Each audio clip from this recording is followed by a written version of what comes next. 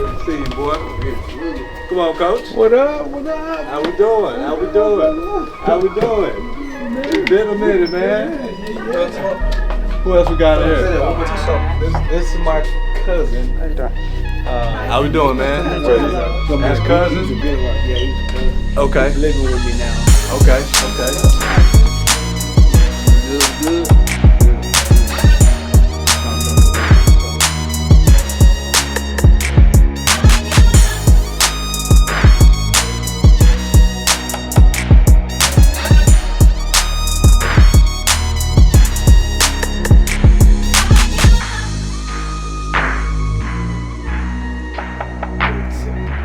He got the better of him that day.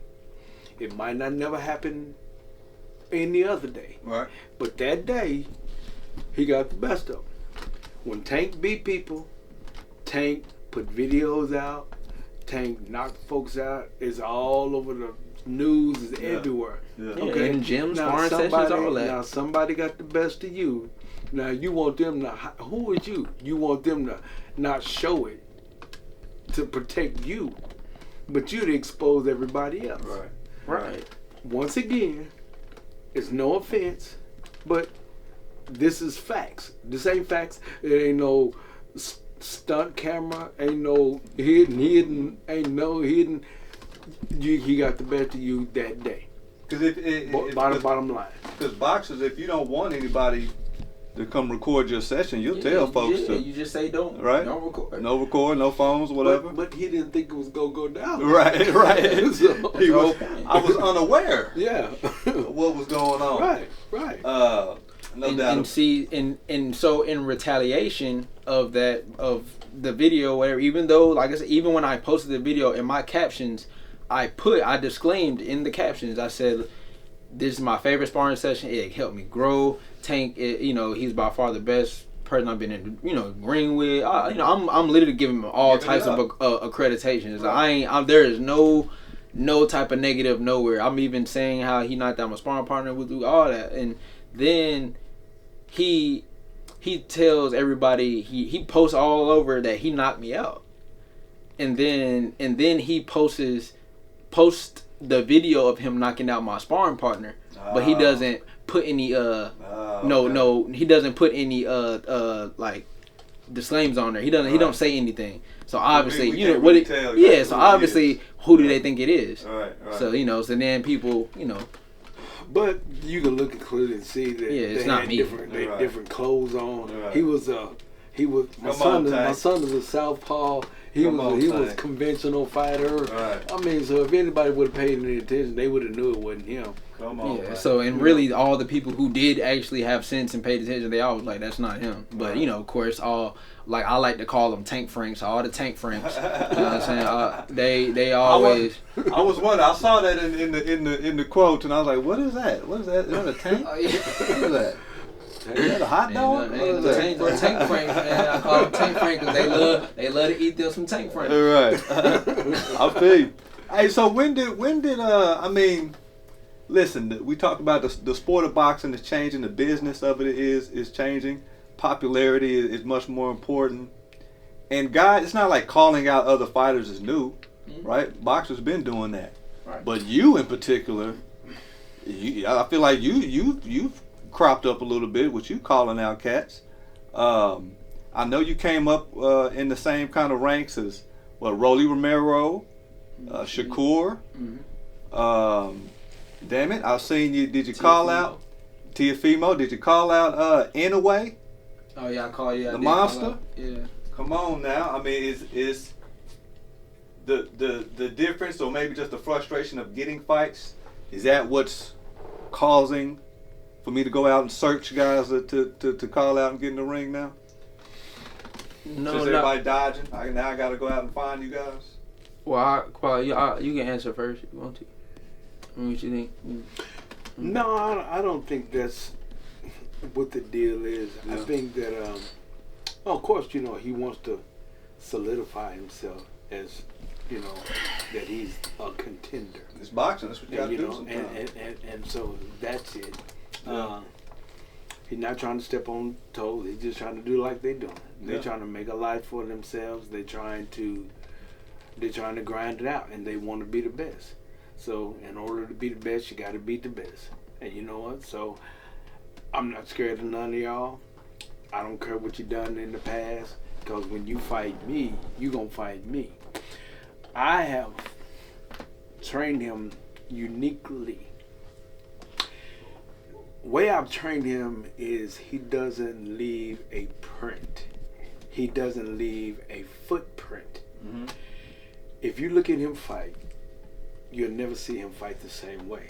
So it's very difficult to follow him, to look at videos and figure out what he does and what he don't do and this and that and figure out a game plan, because he don't leave. We don't leave a print. We don't leave. Yeah, at this point now, I'm so ready to unveil the real Elijah. Like people That ain't what we've been getting. no, I promise y'all have only seen a third. I promise y'all have only seen a third. The free flowing style, the clowning, the kind of all that stuff in the gym. That's y'all seen a little preview, but y'all have never seen me do this. Like I said, in full full effect, full fight mode, focus. You know what I'm saying? I've yet to do it because I haven't had a need to. There's never been a necessity. I'm knocking guys out.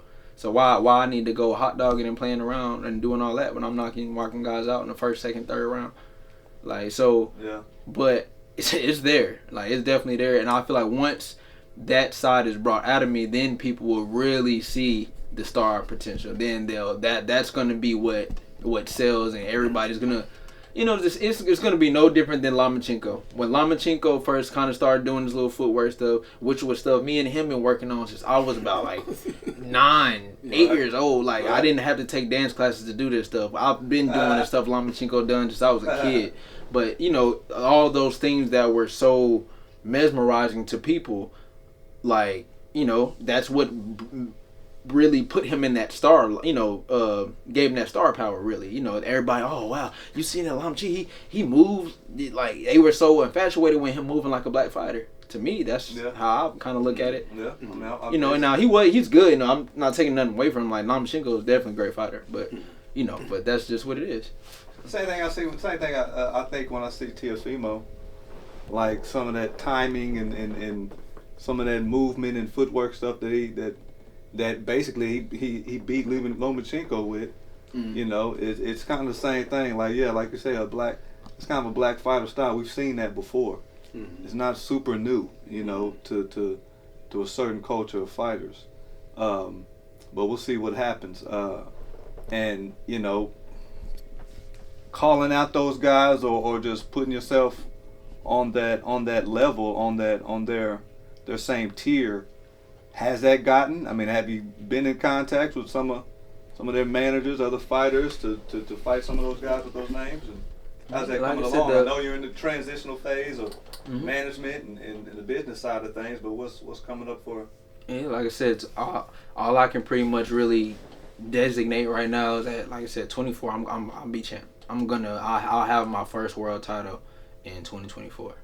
It's gonna happen. Super bantamweight, 122. I will have my first world title for sure, and it really doesn't matter who it is. I'm gonna win. It don't matter. You heard it here first, right here. Whatever you say, podcast. Yeah. It don't matter. Whatever. 2024 is the Wolf's year. Right. And hey, we all here for it, man. Man, come on back around. Tell us about it. You know what I'm saying? Yeah. The boxing game, man, you got to stay in shape at all times. You got to be locked in at all times. What do you walk around at? Are we at 130? We got to cut a bunch of weight to get ready for fights. Or? Well, I try to, keep it at a certain weight where it's just not gonna. I'll be comfortable enough to, make the weight comfortable and not have to over compensate or have to do too much, strain too hard. Yeah, so that's just the main thing. As long as I kind of stay just around about 15 pounds, moving up. I try to keep him I call it maintenance phase. Yeah. Keep him in the maintenance.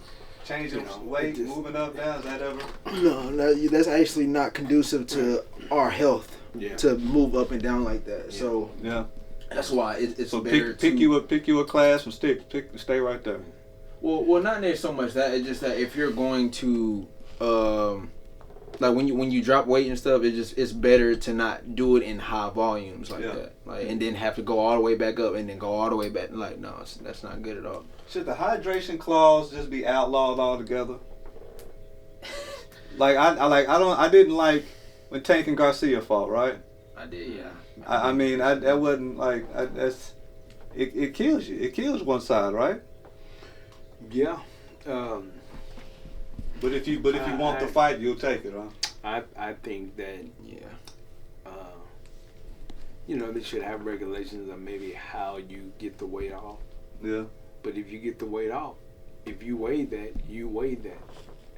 Whatever the case may be. If you weigh that at the time of weighing, you weigh that. Now, of course, we're going to make sure that we're not taking any illegal substances. Right. But besides that, if you get the weight off, you got it off. All right, so that's how much he weighed at weigh-in.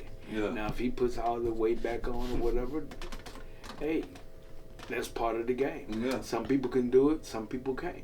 Some people can't pull that much weight, or it affects them. Some people can. That's part of the game too. So let that be part of the game. Yeah. Let that be part of the game too. Yeah. But no, we gotta regulate it and this and that and that. So you taking maybe an advantage from a fighter. Yeah. That he really should really have. In my opinion. Yeah. Yeah, I said not second that, to be honest, because like I said, I didn't agree with Tank doing that as well. Yeah. And like I said, that's just aside from me. Like I said, all personal, any type of attachment to Tank aside from our relationship, whatever. Like I just he hasn't proven himself to me, and he just hasn't. And there's a lot of people who feel that way strongly about that way. I mean, because I understand, like I said, the position he's in, being under Floyd, he's pretty much in a situation where, like I said, all he has to do is fight a certain secular amount of people, which are mainly Mexican fighters who are going to stand right in front of him, to which he can land his powerful blows and knock him out. So once he, as long as he does, kind of keeps that same blueprint, the casual fans, people who are not really in boxing or boxing like that, they're all gonna eat it up. Oh, he's knocking guys out. Ooh, that dude, he the best because he's knocking out his guys out. Let somebody get in the ring with him when he punched. They ain't there no more. Yeah. I'm big on footwork. Footwork is the key. You can slip, you can catch, you can roll, or you can just get out the way. Move, get out the way. Right. Move your feet. Mm-hmm. When you do that, people gotta look for you there before they can hit you. So all them punches that he's landing, if he can't hit you if you're not there. Well, he he takes a lot of heat throwing them punches. Yeah, Tank. that's what I'm saying. He'll take punches to give punches. We've all seen that. It takes a lot. And who does he do that against? Yeah. Hispanic fighters. Yeah. Yeah. Is damn, what was I gonna say?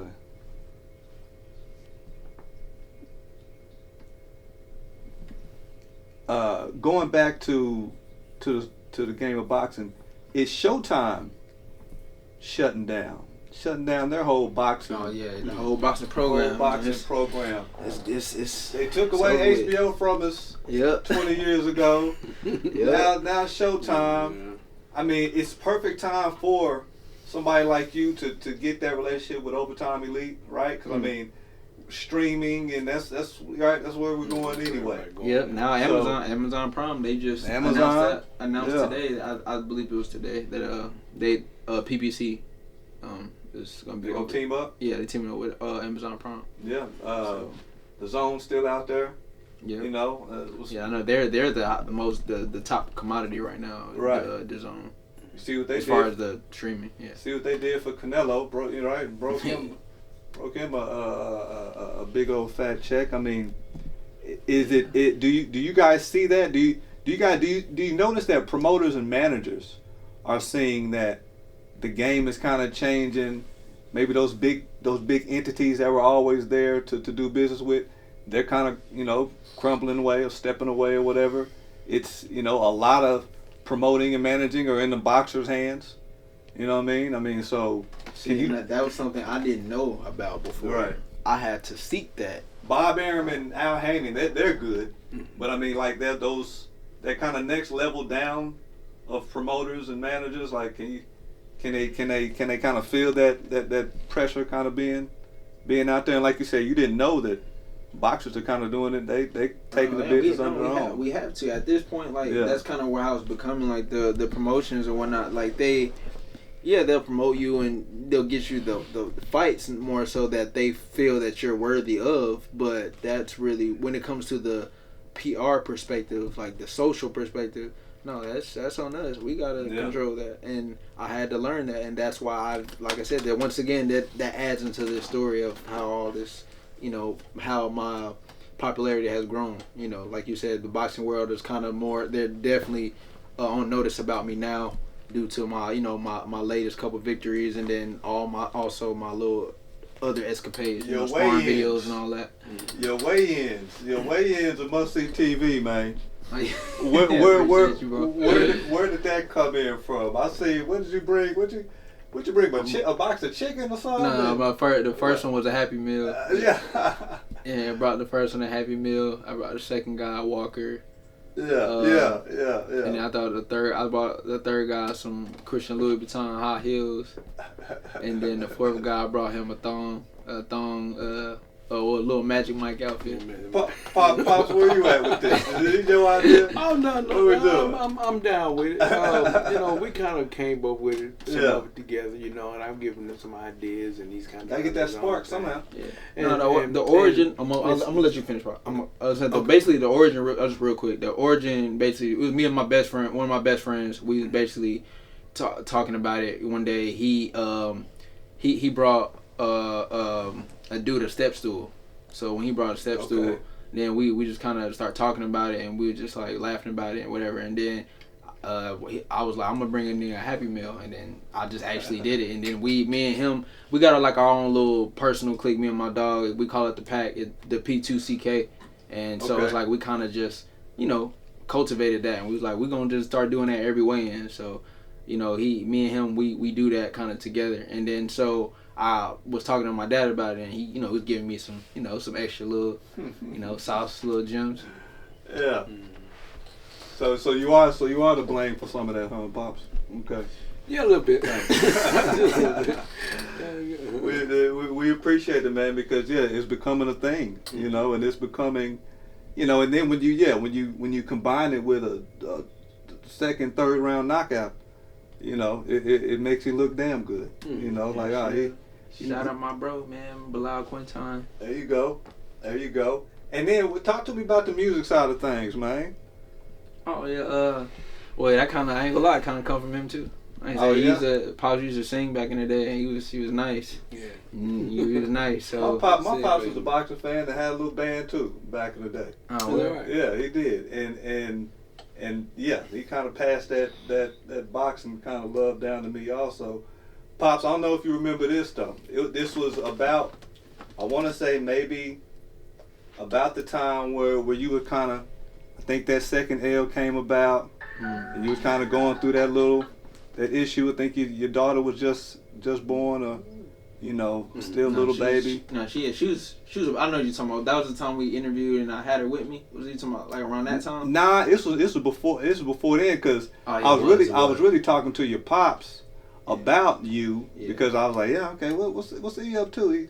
I see he doing music now, and Pops was like, yeah, you know, he trying to figure it out. He gave that big long parent sigh. Yeah. You know, like, he's figuring it out right now. I had to learn, dude. Like, all this stuff has been a real deal learning process. I mean, even from marriage and all that, and me, even with the music, you know, having to understand that secular music is like, it does have an effect it has an effect on your mind. It has an effect on the decisions you make. It has an effect on those around you. If you know what I'm saying? Like, and I just had to learn that the influence of all that stuff is very strong. So, and me, I'm just I'm a jack of trades. I love to do everything. I want to be a master of entertainment. That's my ultimate goal, is to be a master of entertainment. Yeah. So, you know, like I said, I sing, rap, dance, I tumble, I can flip, acrobatics, all that stuff. So I'm just more so trying to align everything. And when it came to the music, I had to kind of find, you know, I ain't gonna lie, I was kind of a little more, I kind of took a more raw approach. Like I was like, I'm gonna just kind of wild out with it, be free, and just at first, and then I kind of had to understand what I was putting into the world. And then once me and him kind of had a discussion about that, about who I wanted to be in the world, who did I want to depict myself as, who did I want people to see me as. Yeah. And once we kind of had that conversation, then I was able to more so kind of, you know, I start figuring out where I wanted to go. So now, you know, the more so the music I make, you know, it's a little, it's different, and I enjoy it.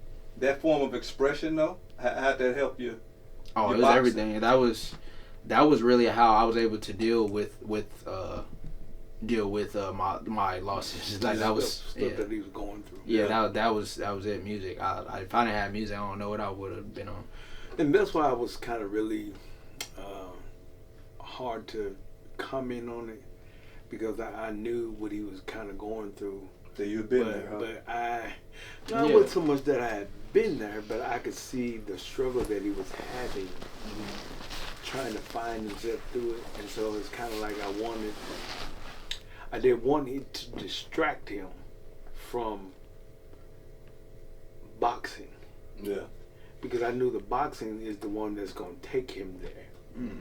And if he would have put too much energy into the music and strayed away from the boxing or whatever, because the music industry is tough too.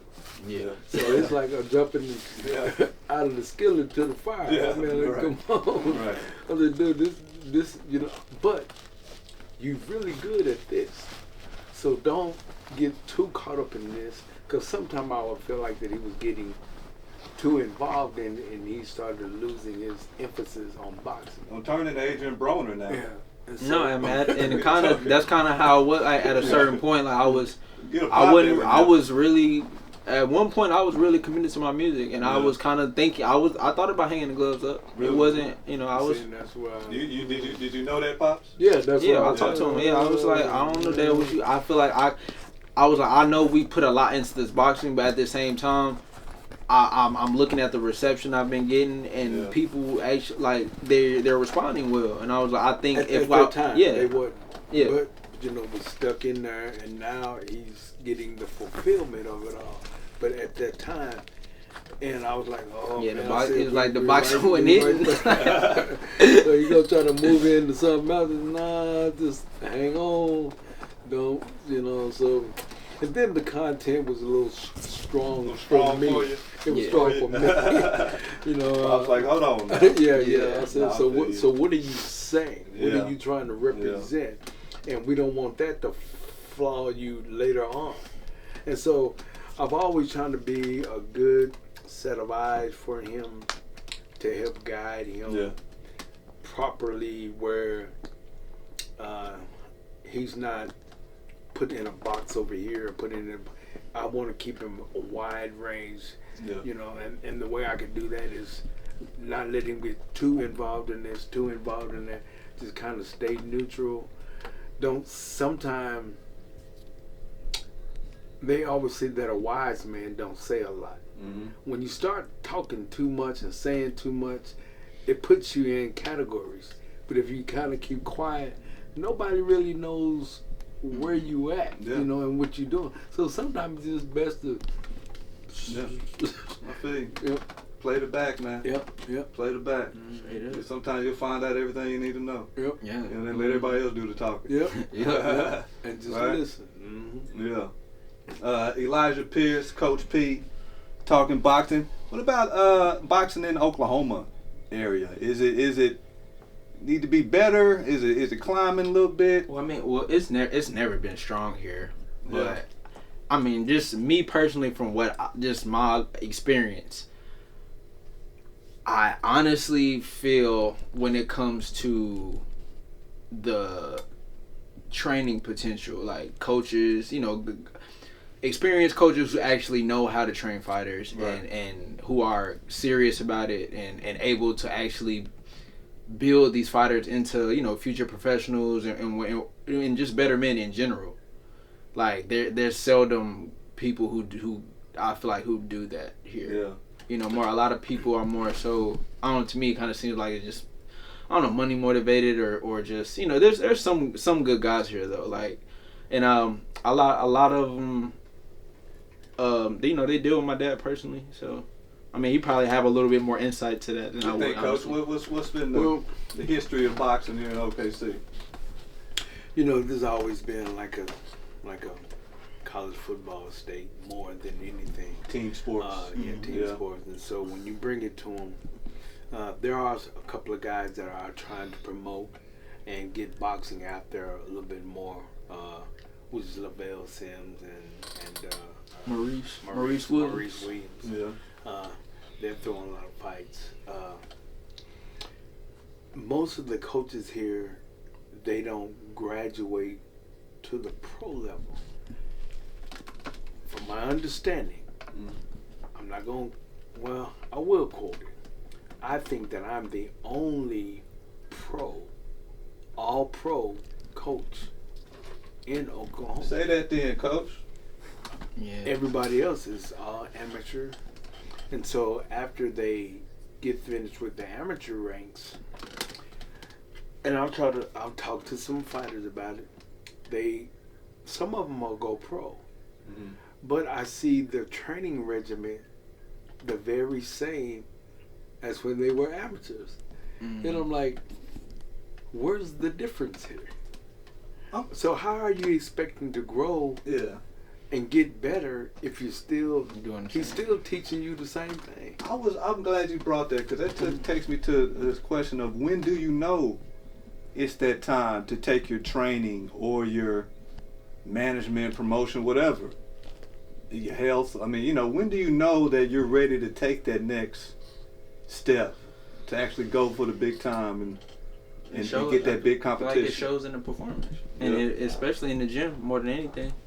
I mean, with me, it's always been a little bit more natural with me, and I'm blessed to be able to do that. Sound like you a bit of an overall athlete. Dancing, I played basketball. I was actually very good in basketball. You're but Chris Brown and shit out here. You do everything. Can you draw? You do all that too? Well, my dad, he's actually an artist, like a real artist. Well, there you go. Yeah, all that. And no, but I think I more so, like some of my siblings, they got the drawing skill. Yeah. But I think I picked up on his arts, like I said, in the music, and in like I'm very good at like photo design, like stuff like that. Graphic design. Okay. Stuff like that. So, okay. It look good. Cool. Yeah. I have an eye. All right. I heard that. But go ahead. But yeah. Well, my bad. What was the question? Well, we talking about how you could probably do. Oh yeah. You're an overall athlete. I like I said, I like to have my foot in everything. I don't want to be limited. Like I said, I want to be. Too? Huh? Basketball? Yeah, basketball. Yes, I played high school, JV and varsity. Where did you go in high school? I went to Moore High for my freshman and sophomore year, and then I moved back to Atlanta for my junior and senior. Okay, no doubt. But yeah, man, like I said, I actually decided to take boxing serious after my sophomore year, because I missed it. When I moved with my dad my freshman and sophomore year, so I was going to school here, and I was boxing full time at first, but then I don't know, I was still used to, I was still in school, I was wanting to be around my friends, and build. I was new to Oklahoma, to the school system, so at that time, so I didn't have no friends really. I just wanted to kind of build my little social circle or whatever. So basketball, I knew that was a way to do that, and I was actually good. I love playing basketball, so I just kind of wanted to go that route first, and then eventually, as time went on, and I moved back to Atlanta for my junior senior year, my dad asked me, was I still gonna box? And I wasn't sure until I actually tried out for my team back in Atlanta, and the whole time at tryouts, I was shadowboxing. I remember I was just shadowboxing the whole time. You're supposed to be listening. Yeah, I'm literally in the corner shadowboxing, and so, obviously I didn't make the team, so